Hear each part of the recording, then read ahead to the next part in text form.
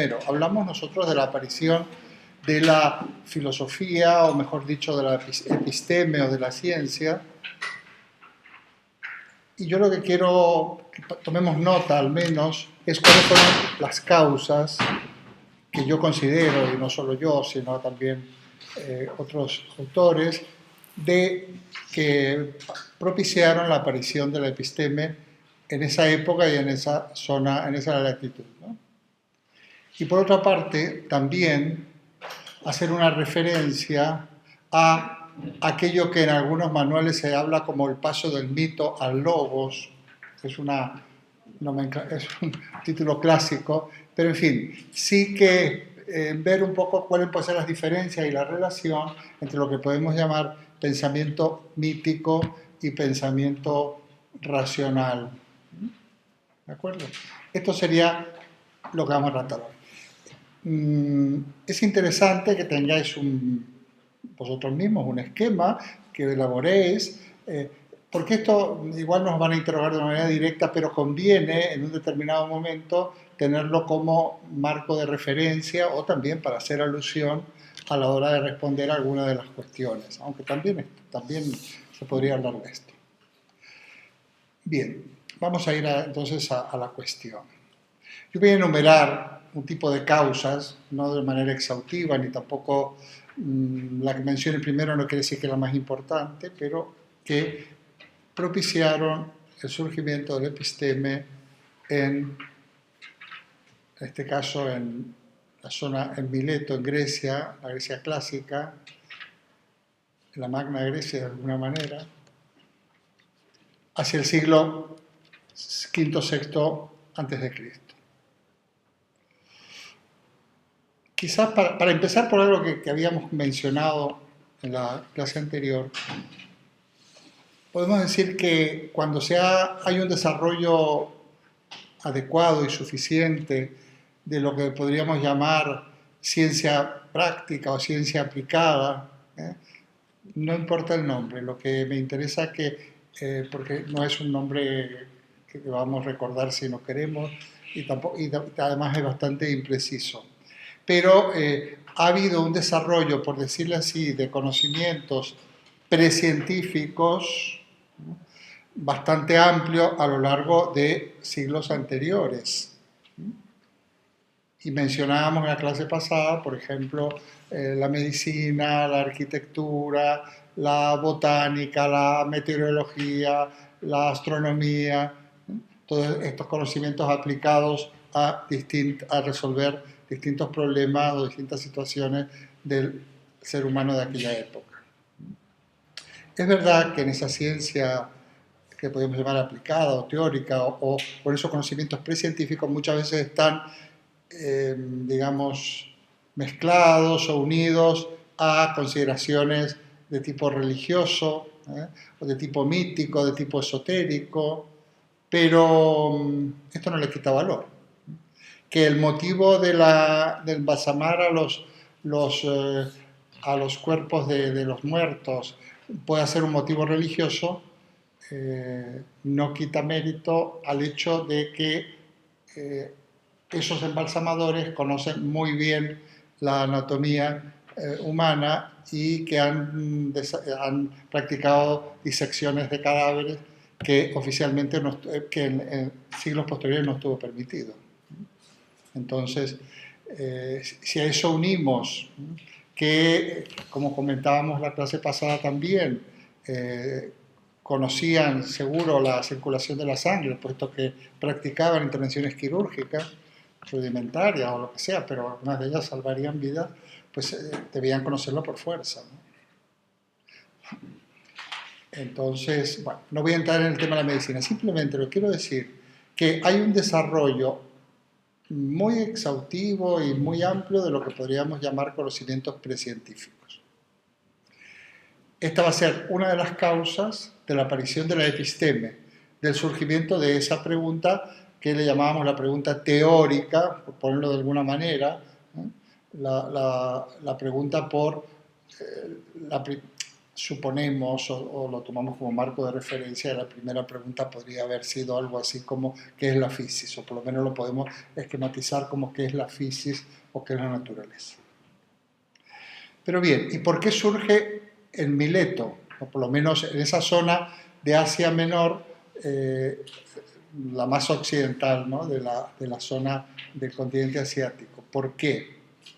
Bueno, si tomamos el ejemplo de Mileto, no hay otros datos que digan que en otra ciudad antes hubieron estas manifestaciones. Podemos decir que Mileto es una ciudad, es un puerto de mar, una ciudad próspera, es una ciudad en cierto modo cosmopolita, ¿no? Puesto que como son las ciudades portuarias, además era una zona de conexión entre lo que sería el Oriente y Occidente, y por lo tanto hay un desarrollo o una amplitud mental, por decir así, en la medida de que hay tal, digamos, variedad de grupos, de razas, aunque el concepto de raza ya está, ya está derogado de alguna manera, de concepciones culturales. Entonces, existía también y además había una circulación no solo de mercancías, sino también de ideas y de conocimientos. Mileto es una ciudad económicamente rica en aquella época, porque precisamente por la actividad del comercio y porque en realidad también estas ciudades sedentarias, que ya se había producido, por supuesto, la sedentarización y la revolución agrícola, realmente eran ciudades ricas, porque la gran divisa, como sabéis, de la época son precisamente los productos de la agricultura. Bueno, productos cereales, aceite, vino, y además con esto conseguían otros productos como sal, especias, etcétera, ¿no? Entonces, realmente podríamos decir que el pensamiento teórico, de una manera muy esquemática, pero yo creo que os podéis dar una idea de a dónde apunta esto. Y además podéis preguntar si queréis. Surge cuando de alguna manera hay una clase ociosa, ¿eh? Que no tiene que trabajar para comer, ¿no? Entonces, los pensadores en la antigüedad tienen, no quiero decir ocioso en el sentido peyorativo, pero sí que tienen tiempo, ¿eh? Hay un famoso libro, un tal Piper, cuando yo era muy joven, se llama El ocio y la vida intelectual. O sea, la vida intelectual requiere un cierto grado de ocio. Si tú estás permanentemente, digamos, en la tarea de la supervivencia, cazando, construyendo, defendiéndote, o sea, totalmente implicado en actividades puramente relacionadas con la supervivencia, no surge este espacio que le podríamos llamar del ocio. Lo digo en sentido negativo, no lo digo en sentido peyorativo. Entonces, pero es verdad que la mayoría de los pensadores, casi todos, salvo rarísimas excepciones de antigüedad, eran gente que no eran precisamente no eran esclavos, ni obreros, ni artesanos, ni nada por el estilo. De alguna manera tenían una posición económica que les permitía desarrollar el pensamiento. O asistir, por ejemplo, a las tertulias en la plaza, a las reuniones con los maestros, etc., ¿no? Entonces, esto lo posibilita, ¿no? De alguna manera, esta situación económica. Es importante porque ya podemos ver a lo largo de tanto este curso como el que sigue la relación que hay entre la economía y el pensamiento. Yo diría que de alguna manera la economía tira del pensamiento. Bueno, en este caso hablábamos de economía en relación a algunos liberados que eran los que no trabajaban verdaderamente manualmente, por lo menos en una economía productiva directa. Al mismo tiempo, ya que digo esto, es la técnica, hoy en día hablamos de tecnología, pero es la técnica la que de alguna manera tira de la ciencia. O sea, la técnica en su afán, por decirlo así, de expansión y de desarrollo, requiere de una ciencia que le haga de soporte y que permita que este desarrollo lleve a alguna parte. Y ese desarrollo de la técnica siempre está relacionado con requerimientos económicos. Por ejemplo, la era industrial, si nosotros comparamos la ciencia, por ejemplo, la física newtoniana, con los requerimientos de esta incipiente era industrial incipiente del siglo XVIII, muy incipiente, que relacionada a su vez con el comercio, ¿no? Pues vemos que esa reforma de la ciencia era necesaria para producir lo que posteriormente van a ser las máquinas que van a permitir la fabricación en serie. La física aristotélica esto no lo permitía porque era una física dibujada, era una geometría, una física en el papel.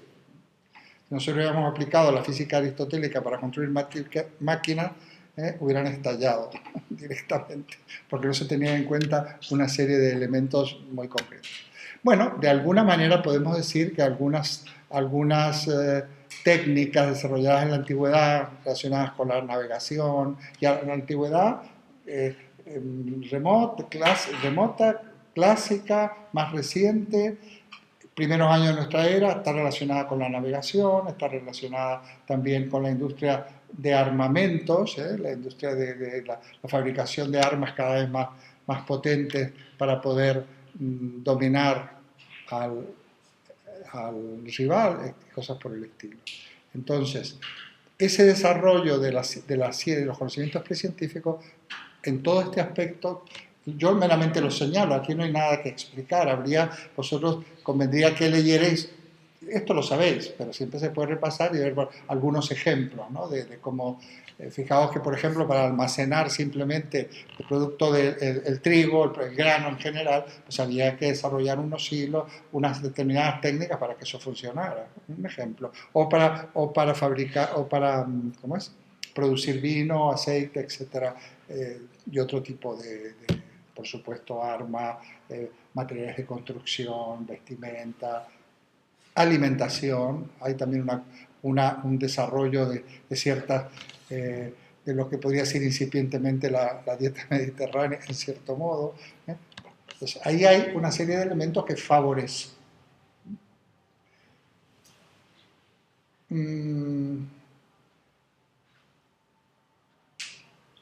Ahí conviene entonces hacer un esquemita y revisarlo. En cualquier historia de filosofía se habla de esto, si lo queréis recordar. Lo que se produce también, según algunos autores, es el paso del pensamiento mítico al pensamiento racional. Porque ese pensamiento mítico no estorbaba, ni nunca va a estorbar, por otra parte, a la ciencia o a los conocimientos precientíficos. Más, estaban mezclados, de alguna manera, como decía. Bueno, primero, quiero decir antes que nada, porque voy a ir deprisa en esto, a lo mejor me va a dar tiempo incluso de empezar con algún autor, con Parménides, es que no es negativo el pensamiento mítico. Es otro tipo de pensamiento. Es un tipo de pensamiento y de expresión que a mí me gusta llamarle simbólica, pero no tiene por qué ser negativa. Hombre, depende en qué caso. Si yo quiero aplicar pensamiento mítico a resolver cuestiones aparentemente científicas o problemas en donde tienen que intervenir la ciencia, por supuesto que esto puede ser un gran problema. Pero yo diría que ese pensamiento mítico forma parte de la cultura de un pueblo, teniendo pueblo como unidad sociocultural, y que no debe ser eliminado. No viene la episteme a reemplazar el mito, esto es muy importante. No viene a reemplazar el mito. La episteme abre el pensamiento racional, abre otro ámbito de reflexión y de expresión que va a tener unas aplicaciones muy interesantes y va a permitir un desarrollo de la vida del hombre de la época también muy importante. Pero subsiste. El pensamiento mítico formaría parte de lo que yo le llamo el pensamiento simbólico. Y no solo el pensamiento, la expresión simbólica. Por ejemplo, tiene que ver con el arte. Tiene que ver también con la religión. Tiene que ver con creencias de todo tipo, relacionadas con la muerte, con el más allá, con el alma, la inmortalidad del alma, todo ese tipo de cuestiones. Hombre, hay algunos elementos por ejemplo, y no quiero meterme para nada en el asunto, para nada, pero la cuestión de los toros en España, lo que le llaman la fiesta de los toros, que yo no tengo nada que ver ni por cultura, ni por formación, ni por nada, pero digamos esta llamada fiesta de los toros, o esta especie de lucha o contienda entre el hombre y el toro, es antiquísima. No, con esto no quiero decir que haya que mantenerla por ese motivo, simplemente digo que es muy, porque hay cosas que son muy antiguas y ya han sido derogadas. No quiero hablar, esto no es el tema, ¿no? Pero que es muy antiguo porque siempre el toro ha tenido una significación en la cultura, vamos a llamarle mediterránea. Un ejemplo. El vino. El vino es un símbolo, aparte de ser una bebida. De hecho, la religión mediterránea muy extendida, la más extendida hacia Occidente, que es el cristianismo, tiene como símbolo el pan y el vino. Porque el vino, como luego dicen, bueno, pues la sangre de Cristo, etcétera, tampoco entro en eso. Pero sí que el sentido de la comunión en el sentido de unión de la comunidad, es el pan y el vino, dos productos típicamente mediterráneos. El pan o cualquier otro elemento bajo distintas formas, y el vino, que son casi la alimentación básica de la época, ¿no? Entonces, no en vano el vino simboliza cosas. Por ejemplo, para una cultura, qué sé yo, de andina, cuando iban los misioneros y consagraban el vino,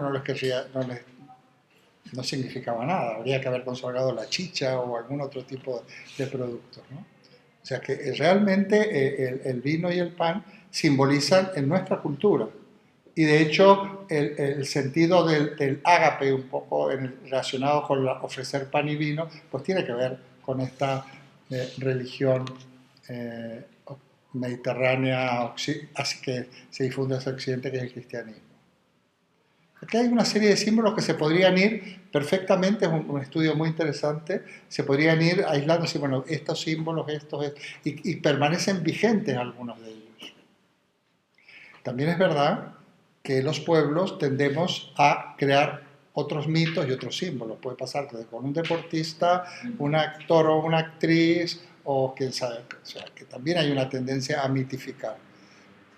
O también hay una tendencia a reemplazar mitos ancestrales con una simbología muy, muy, muy enraizada en nuestra cultura por, podríamos decir así, mitos de consumo y totalmente ajenos a nuestra manera de ser o de pensar, ¿no? A la idiosincrasia de este pueblo. Es un tema complicado, pero interesante. Hay un filósofo argentino, pero que se ha desarrollado, su actividad la ha desarrollado en México, se llama Enrique Dussel, ya tiene sus 70 y largos años, y él hablaba, me acuerdo, no fue profesor mío, pero sí que he estado no he sido colega, aunque era mayor que yo, pero no llegó a ser, no fue profesor mío porque yo estuve en otro lado.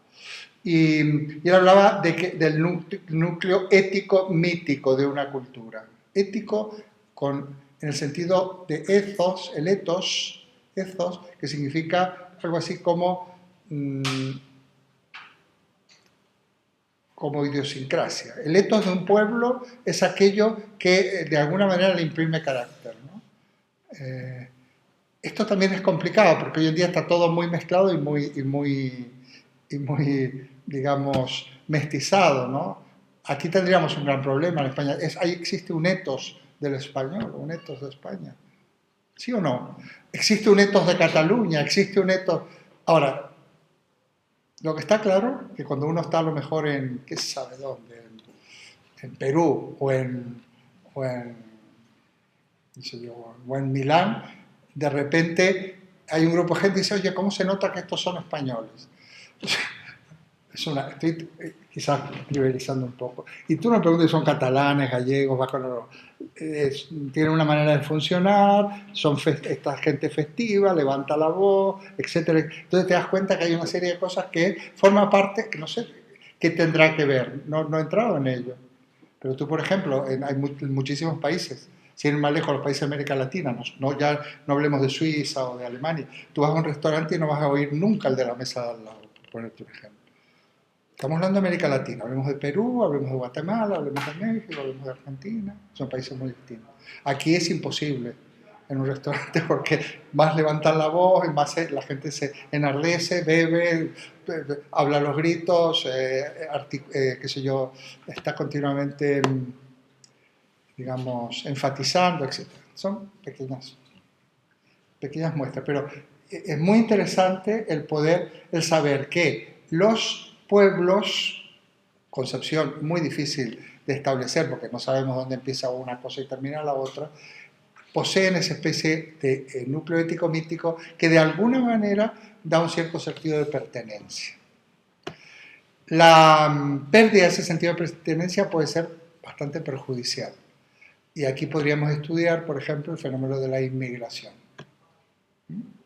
Cómo el inmigrante pierde contacto con sus raíces, por otra parte en los lugares de destino desarrolla unas conductas y unas características casi más puristas y más rígidas que si viviera en su propio país y demás.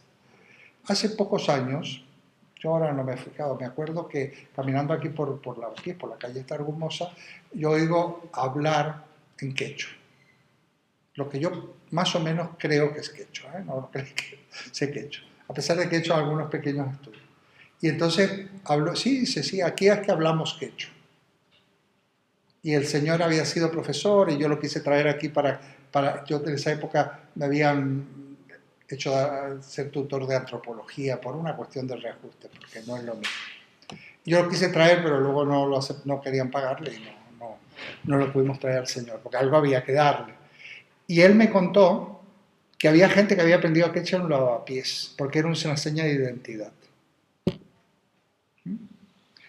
Y yo sé, por ejemplo, de chicas que de origen árabe, marroquí por un lado, pero también sirios, palestinos, que yo he tenido cierta relación con esta comunidad, que han nacido aquí y están esperando el momento de ponerse ¿cómo es que se llama? El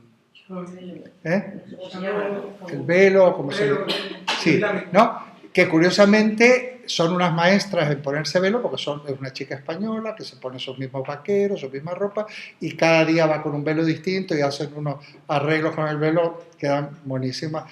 No es el típico, que no todo es sojuzgamiento de la mujer. Ellas se lo ponen muy voluntariamente porque ellas con esto están mostrando que son de este grupo, ¿no?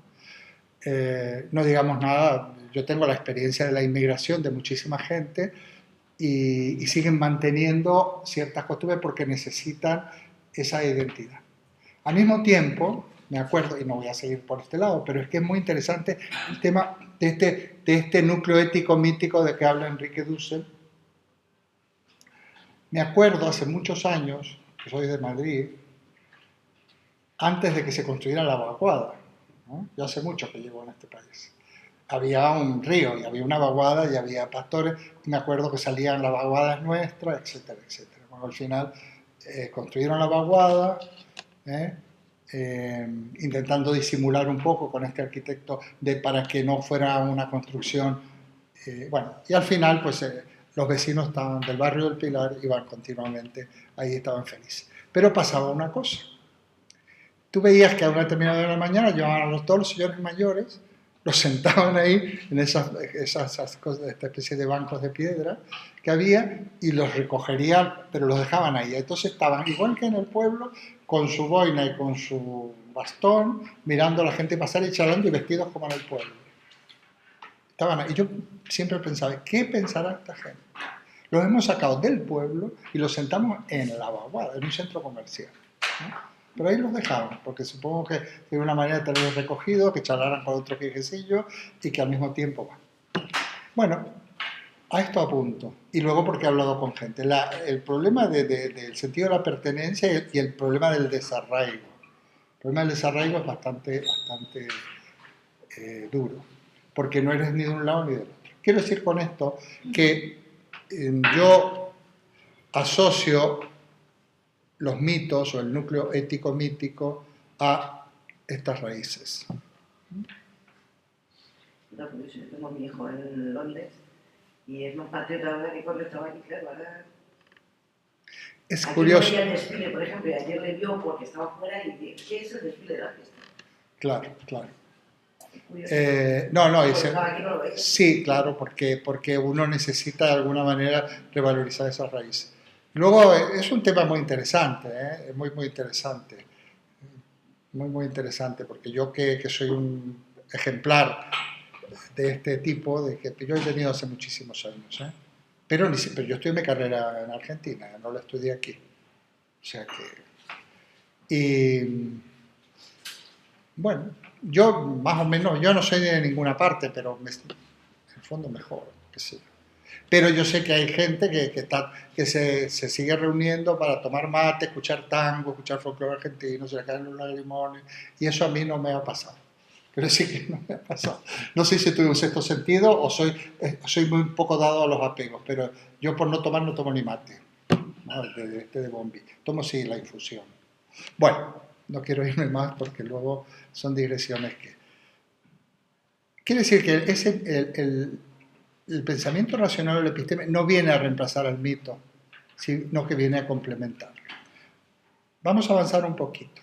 Sin embargo, algunos estudiosos, por ejemplo, Mircea Eliade, que tiene un librito que se llama El mito del eterno retorno, sobre la cultura griega, explica cómo él y otros, y podemos leer Jäger, Werner Jäger, Jaeger se escribe, etcétera, y otros, donde se habla cómo aquellos símbolos que se usan en el mito, bueno, yo hablo del mito no digo los mitos, el mito estaría compuesto por mitos, no digo mitología, porque la mitología sería el estudio del mito o de los mitos, por eso hablo del mito, pero en un sentido genérico. Como por ejemplo, vamos a ir poniendo ejemplos. Fijaos, la geometría griega surge de el estudio de la circunferencia. Se inscribe ahí un triángulo y sale el teorema de Tales, nuestro Tales, etcétera, etcétera. Bueno, fijaos, los griegos pensaban que el tiempo era cíclico, circular, y que existía unos ciclos de eterno retorno. O sea que como cada X años, algunos decían 1000 años, todo se volvía a repetir de alguna manera. Porque no había ni principio ni fin. De hecho, en la cultura griega, ya veremos cuando veamos Parménides, no hay un principio y un fin. La naturaleza está, es, dice. El ser es, dice Parménides, ya entraremos. Pero no está diciendo que, no podemos decir eterno, porque si nosotros decimos eterno, ya estamos utilizando una categoría judeo-cristiana. ¿Eh?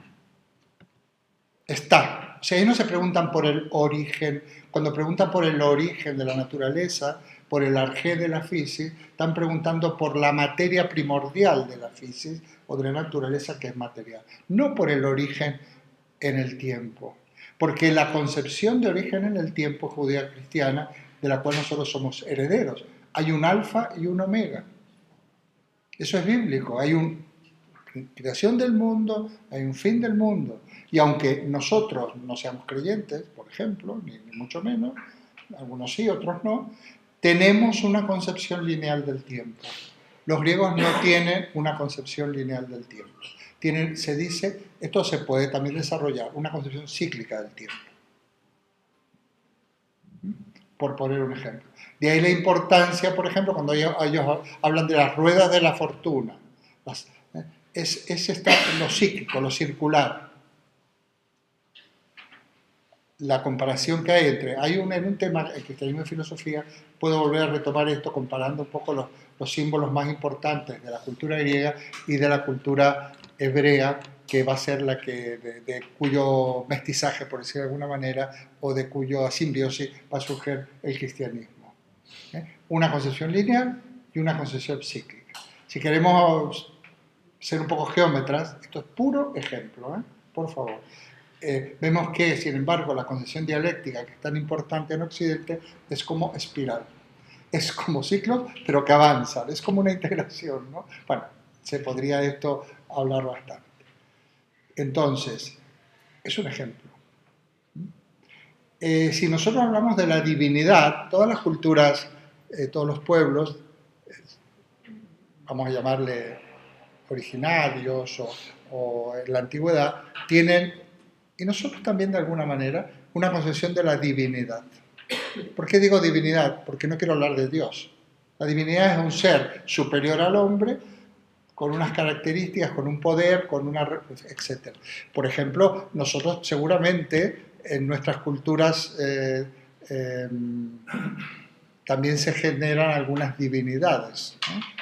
A lo mejor Marx podría decir que esta divinidad nueva es el dinero en el capitalismo, el tener, etcétera. También generamos divinidades, pero bueno, que actúan, actúan como elemento ético-mítico, que es parecido a la actuación a lo que se hablaba alguna vez de inconsciente colectivo.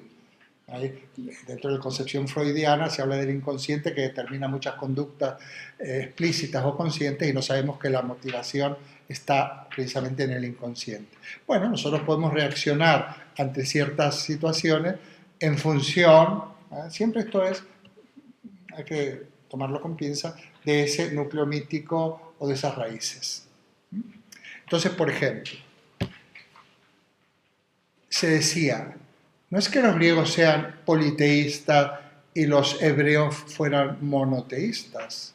Muchas veces se han hecho estas clasificaciones. El cristianismo, de luego, no es. El cristianismo como religión, desde el punto de vista cultural, no es monoteísta. Es muy politeísta. Tiene muchas divinidades. Por eso me gusta utilizar el concepto de divinidad. A ver, el concepto de ser superior o de divinidad que tienen los hebreos es, hay como el Dios, desde el punto de vista antropológico, está, por decirlo de alguna manera, creado a imagen y semejanza del hombre, es una proyección del ser humano, pues el Dios del hebreo, Yahvé, es una, digamos, proyección del patriarca de la tribu. Y el patriarca de la tribu hay uno, que además es el mayor, porque ese señor es padre, abuelo, bisabuelo de todo el mundo. Y además administra justicia, realmente es el que dice a dónde hay que llevar al rebaño a pastar, por qué lugares hay que viajar para estar, digamos, a salvo de son los eternos enemigos que siempre puede tener cualquier grupo de pastores transhumantes, etc. El patriarca. Entonces, la figura de Dios se asemeja a la de un patriarca. En cambio, en el caso de los griegos, se divinizan una serie de personas de la época, como pueden ser guerreros, por ejemplo, muchos guerreros, pero guerreros, artistas, pensadores, etcétera, poetas más que también pensadores, y de esa manera el panteón griego es muy amplio, y hay muchas divinidades. Están de todas maneras organizadas y jerarquizadas, las divinidades, ya sabéis, en 9 jerarquías, son las famosas, luego las 9 lunas de Aristóteles, que Aristóteles copia perfectamente la jerarquía de los dioses, de las divinidades clásicas griegas, y establece que el universo hay 9 ¿cómo es? 9, no son órbitas, 9, ay por Dios, bueno, me voy a acordar, ya me voy a acordar, 9, son como caparazones, son como soles, ya hablaremos de Aristóteles, son las famosas 9 lunas. Curiosamente, el cristianismo, que tiene una asignatura de los que estudiaban en los seminarios, se llama neumología, sigue existiendo. Le pregunté a uno, que fueron unos míos el año pasado, que había estudiado por Perú, no sé por dónde, oye, ¿seguís estudiando neumología? Me dice, sí. ¿Qué puede ser la neumología? Con neumología. No es una rama de la medicina, no es tampoco de cuestiones de cubiertas, de ruedas, ni de qué tipo de... Es la ciencia de los ángeles. Neuma, porque alma también viene, cuando decimos psiquis, en los griegos es psige, que quiere decir aire, de los ángeles. Pues los ángeles, dentro de la teología católica, hay 9 categorías de ángeles. Fijaos. O sea, de qué modo ciertos símbolos se van repitiendo, no solo en la antigua digamos, por decirlo así, eh, concepción religiosa de la Grecia preclásica, sino también en la astronomía de los físicos y de los astrónomos de la época clásica, y también posteriormente en el cristianismo. Esto no lo tenían, por ejemplo, los hebreos. Es difícil a veces desembarazarse de algunas concepciones míticas. Por ejemplo, es que es muy interesante el tema, lo voy a dejar señalado. Por ejemplo, en nuestra época es todavía muy difícil librarse de la concepción de alma. La concepción de alma, que además la gente dice, bueno, pero ¿y cuando te mueres qué pasa? Algo tiene que haber. Pero no creáis que solamente gente de formación muy básica, mucha más gente tiene una resistencia a pensar que no hay nada más, que somos seres biológicos, somos unos primates como cualquier otro y que un día nos morimos y se acabó. ¿Por qué? Porque está actuando de una manera muy fuerte ese núcleo ético-mítico, esas raíces y demás. En fin. Se sigue rezando, además, como rezaban los antiguos sacerdotes egipcios o cuando alguien está enfermo y cosas por el estilo. Se hacen cadenas en Facebook, cada 2 por 3 hay que te dicen, si le das me gusta, pues para que esta niñita que está enferma y que no sé qué mal tiene, para que se cure, cosas de este tipo. Y a veces eso lo ha compartido gente que yo nunca me puedo imaginar, no sé que se lo hayan colado, pero me llama la atención. Bueno. Como veis, la cuestión del mito es una cuestión peliaguda. Hay que insistir simplemente que no es que venga la ciencia, la episteme a reemplazar el mito, sino que a partir también de un desarrollo de ese mito o de ese nivel mítico adecuado puede surgir la ciencia. Y la ciencia va a empezar a dar explicaciones que van a permitir un avance del conocimiento humano. Y en ese sentido sí, no es que ahora ya no se explica como que Dios tal hace llover, sino que no es exactamente así. Lo que pasa es que van a empezar a dar paso las explicaciones racionales a ciertas cuestiones que van a permitir un avance. Para algunos es un retroceso. Muchas veces a mí me han acusado de excesivo racionalismo, sobre todo cuando hablo con los esotéricos. Para mí es un concepto muy amplio el esotérico. Y no lo digo de una manera tampoco peyorativa, pero no olvidéis que yo vengo de un país que es Argentina, donde esto está a la orden del día, a la orden del día, porque se ha reemplazado la religión tradicional por propuestas de todo tipo. Entonces, claro, tengo una formación científica, yo para colmo, sí, soy de filosofía, estudio filosofía, pero tengo una formación científica, con lo cual quizás sea más cuadriculado. Bueno. Causas de la aparición de la episteme. Conviene leer estas cuestiones, porque vosotros que sois estudiantes de historia, que es una carrera envidiable, yo ya no tengo tiempo de ponerme a estudiar historia como carrera, pero ¿qué es estudiar una carrera? No solo, por supuesto, lo sabéis muy bien, adquirir conocimiento o hacer todo una especie de viaje o de camino a través de distintas épocas, sino desarrollar la mentalidad histórica. En realidad es la mentalidad científica, la actitud científica, que todo te llama la atención, que todo se puede relacionar, que nada aparece de una manera aislada, es de la ciencia. Luego hay una característica de la ciencia histórica. Nosotros estamos ahora en filosofía, pero estamos en historia de la filosofía. También aquí hay mucha polémica, ¿no? Porque hay desde quienes piensan de una manera peyorativa, pero si no se estudia filosofía, leía los otros días, no sé, uno de qué país, aquí lo que se estudia es historia de filosofía. Y yo me pregunto, ¿qué vas a estudiar si no? ¿Qué vas a estudiar? Al mismo tiempo, son opciones.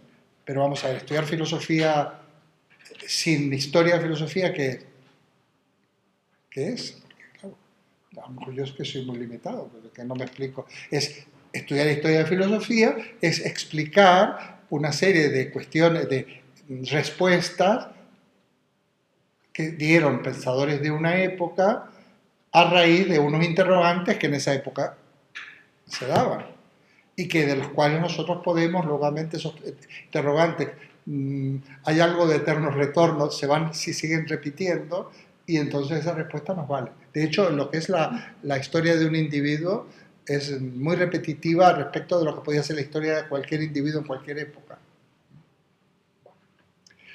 Yo dije conocimiento simbólico y expresión simbólica. No voy a entrar ahí, pero desde luego los relatos expresados de esta manera son ni más ni menos que en la época clásica de los poetas Homero y Hesíodo. Y luego vendrá la escritura de los filósofos.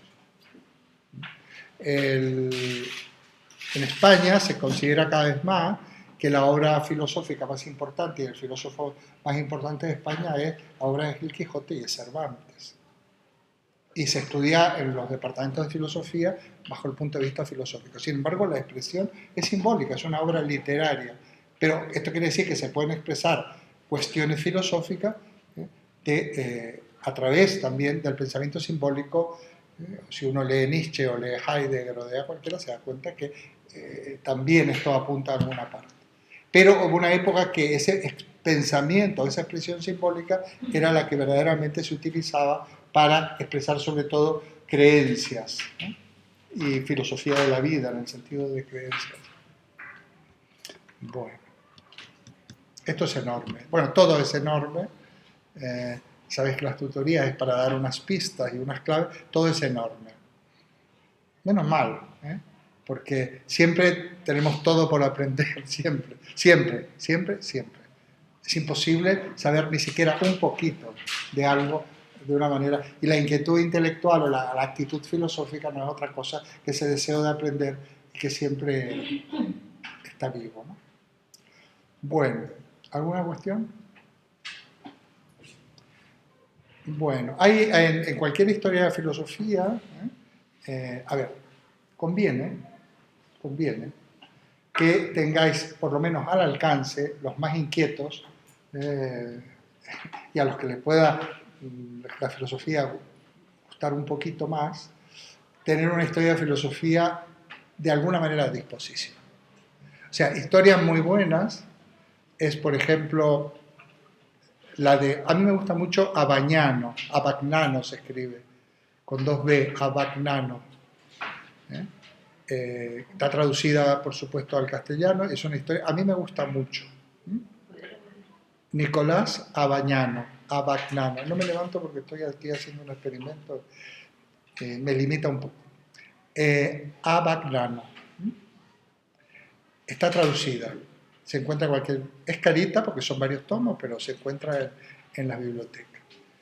Es muy buena, buenísima, una súper clásica que ya la vais a encontrar casi en la biblioteca, que es una de Breyer, Emile Breyer se escribe. Digo porque si vais a una biblioteca y leéis todo esto, porque él incluso bucea en el pensamiento oriental, cosa que yo no voy a entrar en ello, o sea, como antecedente, porque esta relación de mito, logos o nivel mítico, nivel del episteme, yo como mucho voy a llegar a los hebreos, por pura modestia, porque bueno, porque es lo que yo sé, yo no me puedo poner a inventar, pero él sí que rastrea el oriental y sobre todo lo que podría ser la Weltanschauung, esto es una palabra clásica como visión del mundo, Welt, mundo, Anschauung, pero se usa técnicamente Weltanschauung, alemana, con mayúscula, porque todos los sustantivos alemanes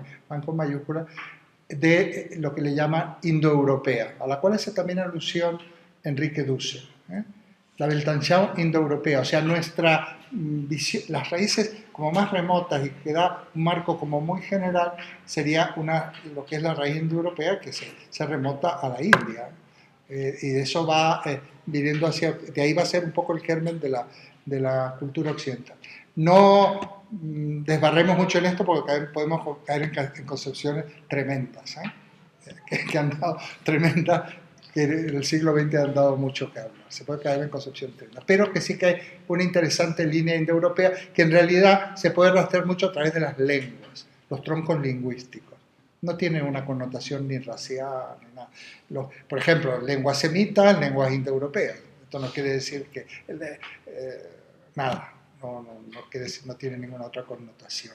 El árabe es tan semita como el hebreo y sin embargo no se llevan demasiado bien.